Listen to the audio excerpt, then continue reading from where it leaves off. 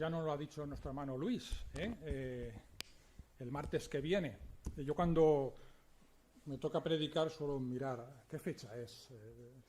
Es Navidad, está cerca de Navidad, es Semana Santa, y me gusta pues buscar textos que tengan que ver con las fechas que están cerca, ¿no? Y es el caso, ¿no? Es el caso de esta semana, de este domingo, porque el martes que viene, día 31, como ha dicho Luis, muy bien, se cumplen 506 años de la publicación de las 95 tesis que Lutero clavó en la puerta de Wittenberg. Y ese día es una fecha muy señalada para nosotros, para los protestantes, los evangélicos, porque marca el origen, de alguna manera, aunque ya habían un poco antes, pero de alguna manera es nuestro inicio, es la fecha que origina las iglesias protestantes, que hoy en día pues somos una familia pues muy grande y muy diversa. Nos agrupamos por las iglesias reformadas. ¿Os acordáis? Nuestro pastor nos dio un estudio de esto, ¿no? Hay luteranas, metodistas, bautistas, pentecostales, hermanos, un montón de denominaciones, y seguro que me dejo alguna. Pero todas están bajo el paraguas de la Iglesia protestante, y solo nos diferencian matices secundarios, pero la base doctrinal es común para todos, y es aquella que promulgó Lutero hace ya tantos años, que decía: sola fe, sola gracia, sola escritura y solo Cristo. Y aprovechando esa fecha tan señalada para nosotros, pues me gustaría que meditásemos en el texto por excelencia que tocó más directamente el corazón de Lutero y originó pues este movimiento de la Reforma. Es, seguro que todos los podemos decir de memoria, Romanos 5.1. Romanos 5.1. Justificados, pues, por la fe, tenemos paz para con Dios por medio de nuestro Señor Jesucristo. Es el versículo que el Señor me ha puesto en mi corazón para hablar en esta mañana, y es un texto fundamental para entender el plan de salvación. Y me perdonaréis porque la meditación que traigo hoy pues, es un poquito más un mensaje doctrinal que no en sí de aplicación práctica, pero es que en realidad el texto es doctrina pura, y es difícil encararlo de otra manera, pero lo vamos a hacer muy sencillo, y sobre todo vamos a recordar y profundizar en los principios de la salvación de Dios para el ser humano, y a la vez pues también poder agradecer todo lo que el Señor hizo por nosotros. Pues bien, eso, como decimos, estamos a punto de celebrar este Día de la Reforma. Las clavó, las 95 tesis, en el año 1517, y 5 años antes, en el 1512, Lutero, bueno, esto seguro que nos hablarán este martes, seguro que lo hablarán con total amplitud. En 1512 Lutero recibió su doctorado en teología, y a partir de entonces él empezó a dar clases como profesor de las Sagradas Escrituras, y tuvo que estudiar la Biblia en sus idiomas originales, en hebreo y en griego, y trabajó especialmente el libro de los Salmos, Romanos y Gálatas. Y fue en estas epístolas donde él descubrió los fundamentos de la salvación por la fe. Y por fin, cuando él hizo este descubrimiento, se disiparon todos sus miedos a la muerte y al castigo eterno que le atormentaban durante muchos años. Y de estas epístolas, pues el versículo que más tocó su corazón es el versículo de Romanos 5.1. Y el versículo, pues claramente pues, muestra 3 divisiones que nos sirven de bosquejo, están clarísimas. Justificados por la fe es la primera división, tenemos paz para con Dios, la segunda, por medio de nuestro Señor Jesucristo, la mediación de Jesucristo es la tercera. Es un bosquejo con 3 puntos. Y vamos a empezar pues directamente ya pues, por el primero, la justificación por la fe. Y lo primero que tendríamos que entender es qué significa esta palabra de justificación. Y en verdad es un concepto que la verdad entendemos muy bien porque la ejercemos desde que somos muy pequeñitos, ¿eh? Y es curioso porque nadie nos lo enseña, ¿eh? Y está arraigado en nuestro cerebro. Seguro que conoceréis el caso, o vosotros mismos lo habéis vivido, o los que sois padres, ¿no? Dos hermanos pequeños, dos niños pequeños que han cometido una travesura y cuando están delante de sus padres para ver quién lleva la culpa, pues uno dice, no, que yo no he sido, que yo estaba aquí con la yaya y que ella pregúntale a la yaya que seguro que ya te ves como yo no he sido y tal. Y el otro dice, no, que ha empezado él, que me ha pegado. Típico, la escena típica. Cada uno presenta sus argumentos para quitarse la culpa de encima y echársela al otro. Entonces, ¿qué decimos? Que se están justificando delante de sus padres. Y después, a lo largo de toda nuestra vida, pues nos seguimos justificando durante toda la vida. Cuando faltamos al trabajo, pues llevamos ese papel que se llama así, el justificante. O cuando nos han cobrado de más en una tienda o nos han dado algo que está defectuoso, pues la factura es el justificante para hacer cualquier reclamación. O sea que a grandes rasgos la justificación es un salvoconducto, es la coartada que presentamos para que no se nos impute un castigo. Y en el texto que nos ocupa, y en términos teológicos, pues todos tenemos una culpa de la que no nos podemos justificar. No tenemos justificante para esa culpa, no tenemos salvoconducto. Y por lo tanto nuestro castigo es inevitable. Y esa culpa es nuestro pecado. Acordaos de Adán y Eva. Adán y Eva, pues, ¿qué hicieron? Cuando ellos pecaron, ¿qué fue lo primero que hicieron? Pues hicieron esto, justificarse. No, Adán que dijo, ha sido la Eva. Eva que dijo, no, ha sido la serpiente.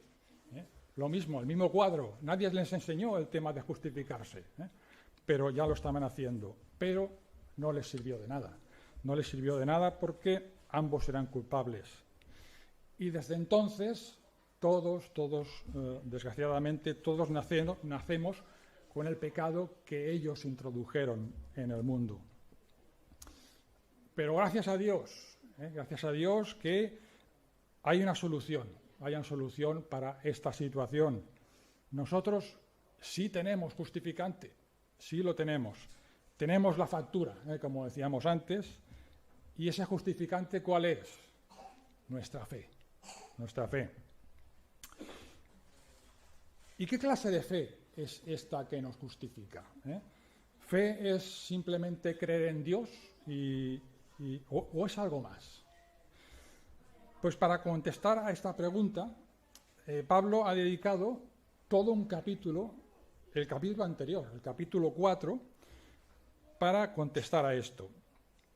Y pone un ejemplo que lo aclara completamente. Es el ejemplo de Abraham. Podríamos leer 4 versículos en Romanos 4, versículos 18 al 22. Romanos 4, 18.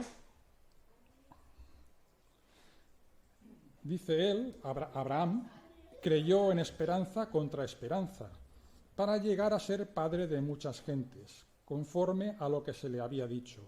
Así será tu descendencia. Y no se debilitó en la fe al considerar su cuerpo, que estaba ya como muerto, siendo de casi 100 años, o la esterilidad de la matriz de Sara.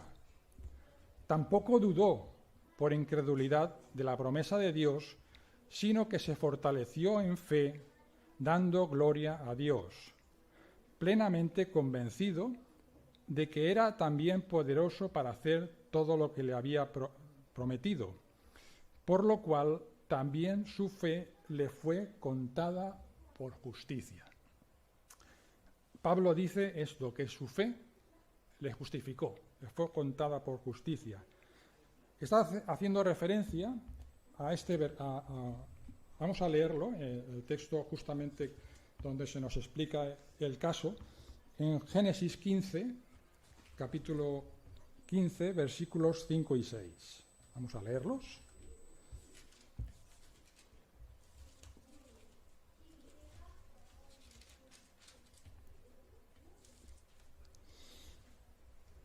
Y Dios, el Señor, llevó a Abraham, lo llevó fuera, y le dijo: mira ahora los cielos y cuenta las estrellas, si las puedes contar.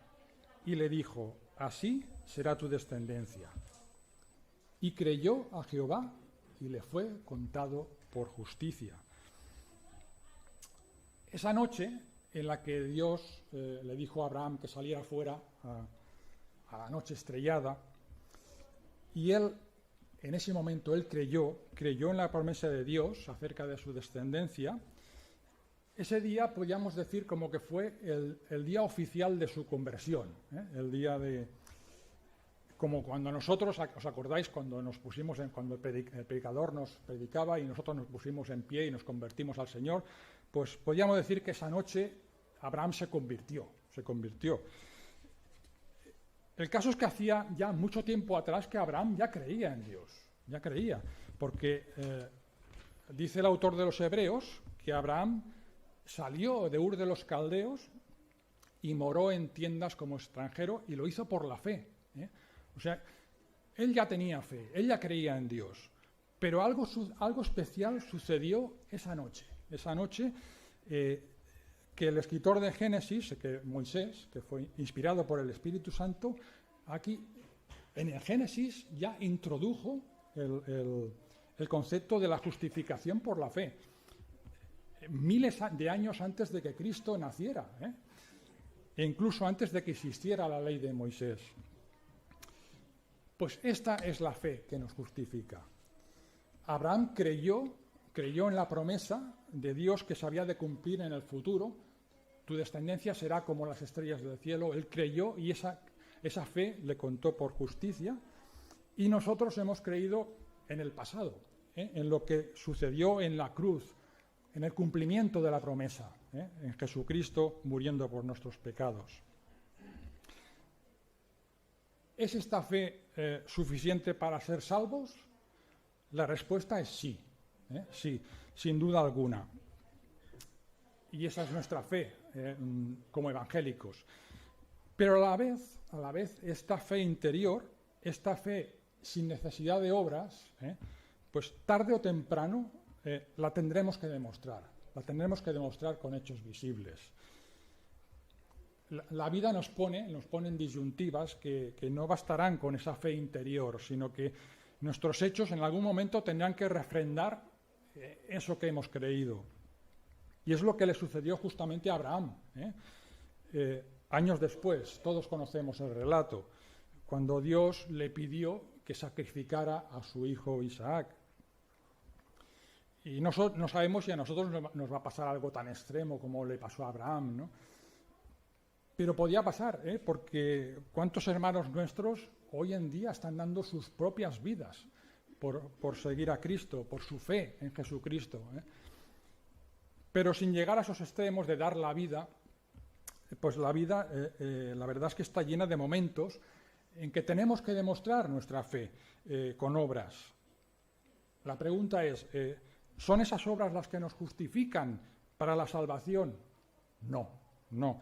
Y Pablo lo deja muy claro, y esa es la base de nuestra creencia protestante. Somos salvos por la fe sin obras, pero a la vez nuestra vida tiene que manifestar los frutos del Espíritu Santo que mora en nosotros desde el día que nos convertimos al Señor.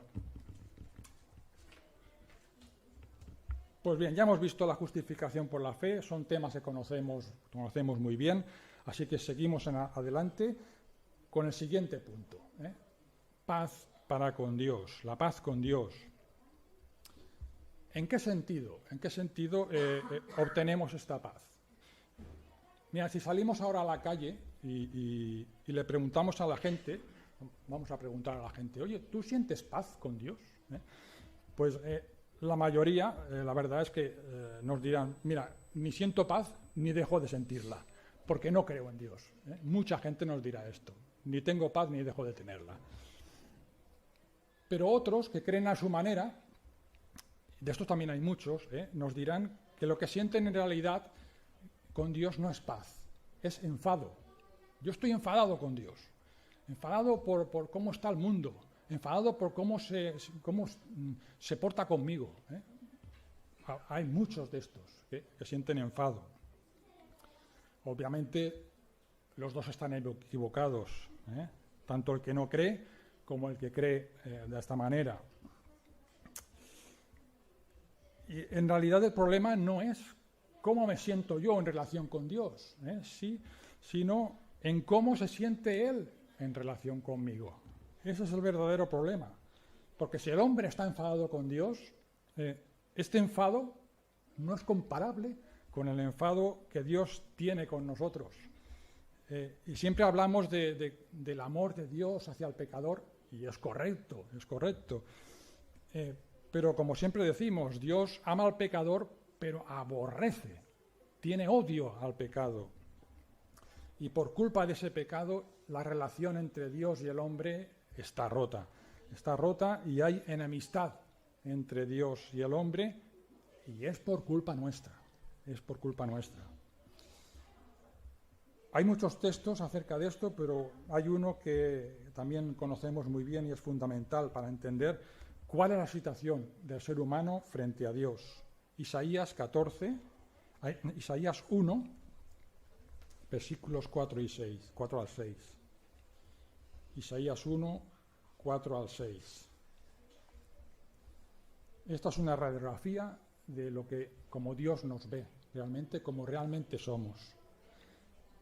Oh gente pecadora, pueblo cargado de maldad, generación de malignos, hijos depravados, dejaron a Jehová, provocaron a ira, al Santo de Israel, se volvieron atrás. ¿Por qué querréis ser castigados aún? ¿Todavía os rebelaréis? Toda cabeza está enferma, todo corazón doliente. Desde la planta del pie hasta la cabeza no hay en él cosa sana, sino herida, hinchazón, podrida llaga. No están curadas, ni vendadas, ni suavizadas con aceite. Si decíamos que el hombre está enfadado con Dios, ya lo hemos visto. Dios no es que sienta enfado, es peor que eso, siente ira hacia el pecado. Y todos sabemos que esa ira que merecíamos nosotros, ¿qué pasó? Que la descargó en su propio Hijo, Los sufrimientos de Cristo hasta la muerte, pues nos hablan de ello, Y fue el propio Dios el que lo entregó a esa clase de muerte. También lo dice el propio Isaías, versículos que conocemos muy bien. Isaías 53:5. Mas él herido fue por nuestras rebeliones, molido por nuestros pecados. El castigo de nuestra paz fue sobre él, y por su llaga fuimos nosotros curados. Versículo 10. Con todo eso, Jehová quiso quebrantarlo, sujetándole a padecimiento. Hasta ahí. Quiso sujetándole a padecimiento. Dios permitió que Jesús fuese herido, molido, quebrantado y sujeto a padecimiento, y todo, ¿para qué? Para restablecer la paz entre Dios y el hombre. Y es sobre esa base de ese sacrificio que por la fe pues obtenemos la paz con Dios. Paz en el sentido de hacer las paces con Él, volver a restablecer esa comunión que estaba rota. Segunda de Corintios 5:21, Lo hemos recordado esta mañana también en la Santa Cena, en la alabanza.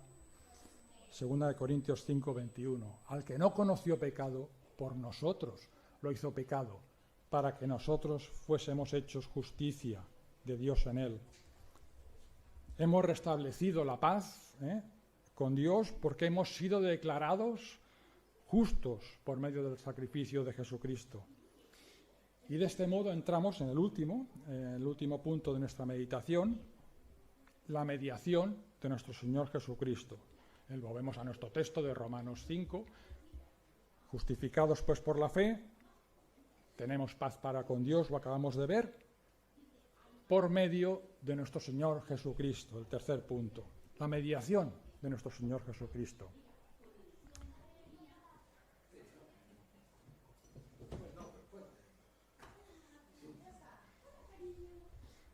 La mediación de nuestro Señor Jesús. Pues en el mundo de las relaciones sociales sabéis que existe la figura del mediador, lo conocéis, y buscando en Google, pues hay cientos de entradas que hablan de esta figura, de esta persona. Os leo una de las muchas definiciones de esta persona. Los mediadores son profesionales que facilitan el diálogo entre las personas que tienen un conflicto. Son una figura neutra e imparcial que se encarga de ayudar a las partes implicadas en una disputa a resolverla de la mejor forma posible. Les permite comprender el origen de sus diferencias y profundizar en las causas de lo ocurrido, confrontando sus visiones y vivencias para encontrar soluciones viables. Y en ocasiones los conflictos que menciona esta definición pues son grandes y son irreconciliables. A veces se tratan de conflictos no ya entre personas o entre colectivos, sino incluso entre naciones. Y encontrar un buen mediador, que tal como se define en esta definición, pues es muy difícil. Y si se encuentra y consigue que ambas partes, incluso naciones, como digo, puedan reconciliarse, pues es una gran ventaja. Y en verdad, cuando hay éxito en la negociación, pues todo el mérito está en esa persona que ha conseguido que las dos partes se reconcilien. Y en cierto modo, este papel de mediador también lo podríamos aplicar a Cristo. Tal como hemos dicho ahora, hace un momento, pues la rotura entre Dios y el hombre es total. Nada ni nadie puede hacer que esas dos partes se reconcilien, excepto la figura de Cristo como mediador. Pero hay una diferencia muy grande, ¿no?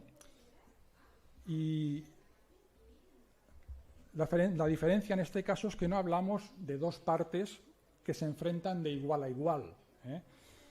Ya lo hemos visto antes, que Dios tiene toda la razón, tiene todos los argumentos en este conflicto, y el hombre no tiene ninguna posibilidad de reconciliación, por mucho que lo intente con sus obras. No es de igual a igual. Y la otra diferencia fundamental, en cuanto a la figura del mediador que hemos hablado, nos podía parecer de que estamos hablando de tres partes, ¿no? Parece, ¿no? Dios Padre por un lado, Cristo en medio y el hombre en la otra parte. Esto es así, pero no del todo, no del todo. Y esto es muy importante, porque Cristo, el que está en medio, es Dios a la vez. Es mediador, pero es Dios a la vez. Y Cristo es Dios encarnado, y esta doctrina es fundamental en el protestantismo histórico que celebramos en estos días. Porque la falsa doctrina de que Cristo no era Dios ya arranca desde el principio de la Iglesia y ha continuado y continúa hasta nuestros días. Hay todavía muchos grupos que se llaman cristianos, pero que no aceptan la deidad de Cristo. Y esta es la clave, y es la principal diferencia cuando hablamos de Cristo como mediador, a comparación de los mediadores humanos. Cristo hace su labor como mediador y la puede hacer por dos razones. La primera, lo hemos dicho, porque es Dios. Porque es Dios puede hacer de mediador. Si Jesús no fuera Dios, nos ponemos en el caso, ¿no? Si solo fuera un hombre, por muy bueno que fuera, aunque fuera el varón más perfecto del mundo, pues su sacrificio no sería válido, ¿eh? No sería válido porque no sería ese cordero sin mancha y sin contaminación que exigía la ley.